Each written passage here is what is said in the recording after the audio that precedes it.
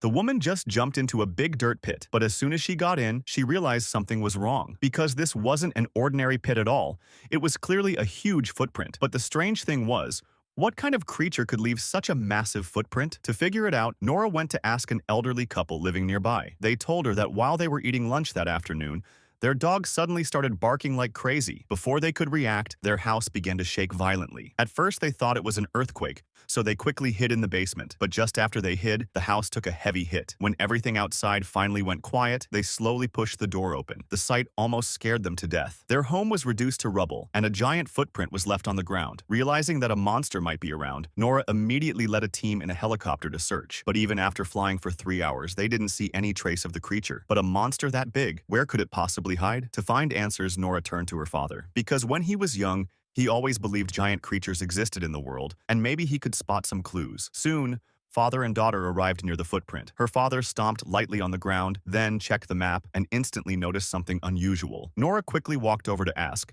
and her father said the map showed no rocks here, but all around them were piles of stones. Just as Nora was puzzled, one of the stones behind them suddenly opened its eyes. The two of them froze in shock. Before they could react, that stone began to move, and in an instant, it turned into a giant mountain monster. Everyone panicked and ran for their lives, scrambling into the helicopter. Luckily, the monster didn't attack right away, and they narrowly escaped. But once the monster had appeared, panic spread everywhere. Even worse, this area was right on the path of a planned railway. To avoid disaster, the authorities quickly decided to send troops to destroy it. But Nora's father strongly objected, saying the most important thing was to figure out the monster's purpose, and firing on it would only make things worse. But no one listened, and the army went ahead anyway. Sure enough, the monster soon caught the scent of humans. The commander immediately gave the order to fire. Shells exploded against the monster's body, but they barely hurt it, like scratching an itch. With no better option, the commander ordered heavier attacks. But this only made the monster furious. It roared and stomped toward them, grabbing a car and hurling it through the air. The humans were completely outmatched and had to retreat. Nora and her team hid behind a big rock, but they forgot that the monster had an incredibly sharp sense of smell. Soon,